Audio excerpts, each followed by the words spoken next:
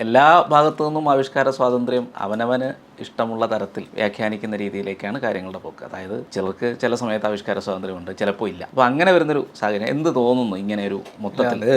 ഈ അങ്ങനെയുള്ളവരുടെ ഈ selective outrage എന്ന് പറയും അതിന്. അതായത് എൻ്റെ ആൾ തെറ്റ് ചെയ്താലും ഞാനൊന്നും പറയില്ല, വേറൊരാൾ ചെയ്താലും ഞാൻ വലിയ ബഹളം. ഇപ്പം ഇതിന് പറയുന്ന ന്യായം എന്താണെന്ന് വെച്ചാൽ ആവിഷ്കാര സ്വാതന്ത്ര്യത്തിൽ പെട്ടതാണ് ഇത്. ആവിഷ്കാര സ്വാതന്ത്ര്യം എപ്പോൾ ഉപയോഗിക്കണം എന്ന് ഞാൻ തീരുമാനിക്കും, എപ്പോൾ മിണ്ടാതിരിക്കണമെന്ന് ഞാൻ തീരുമാനിക്കും. നിങ്ങളിതിൻ്റെ ധാർമ്മികതയെ പറ്റിയാണ് പറയുന്നത്. ഈ കാര്യത്തിൽ മിണ്ടി മറ്റേ കാര്യത്തിൽ മിണ്ടിയില്ല. ഈ ആശാന്മാർ പറയുന്നത് ഈ കാര്യത്തിൽ മിണ്ടാനും മറ്റതിൽ മിണ്ടാതിരിക്കാനും എനിക്കൊരു അവകാശമുണ്ടെന്ന്. അതാണ് ആവിഷ്കാര സ്വാതന്ത്ര്യം. ആവിഷ്കാര സ്വാതന്ത്ര്യം എന്ന് പറഞ്ഞാൽ ആവിഷ്കരിക്കാതിരിക്കാനുള്ള സ്വാതന്ത്ര്യവും കൂടെയാണ്. ഇപ്പം ജീവിക്കാനുള്ള സ്വാതന്ത്ര്യം മരിക്കാനുള്ള സ്വാതന്ത്ര്യവും കൂടെയാണെന്ന് വാദിക്കാറില്ലേ? അപ്പോൾ അതാണ് അവരുടെ ബേസിസ്. ഇത് അവർക്കറിയില്ല. അവർ പലപ്പോഴും പരിഭ്രമിച്ചു. നിങ്ങൾ എന്തുകൊണ്ട് ഇതിനെപ്പറ്റി പറഞ്ഞില്ല എന്ന് ചോദിക്കുമ്പോൾ അത് അങ്ങനെയല്ല, ഞാൻ കണ്ടില്ല കേട്ടില്ല എന്നൊക്കെ.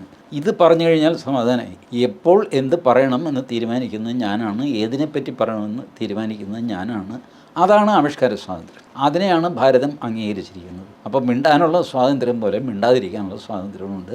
അതെപ്പോൾ ഉപയോഗിക്കണമെന്ന്, മിണ്ടാനുള്ള അവകാശം എപ്പോൾ ഉപയോഗിക്കണമെന്ന് തീരുമാനിക്കാനുള്ള അവകാശമുണ്ട്. അതുകൊണ്ട് TP51 ഞാൻ മിണ്ടില്ല, എമ്പുരാനിൽ ഞാൻ മിണ്ടും. സിമ്പിൾ. ഇപ്പോൾ ക്ലിയർ ആയില്ലേ? കൺഫ്യൂഷനൊന്നുമില്ലല്ലോ. ഇതാണ്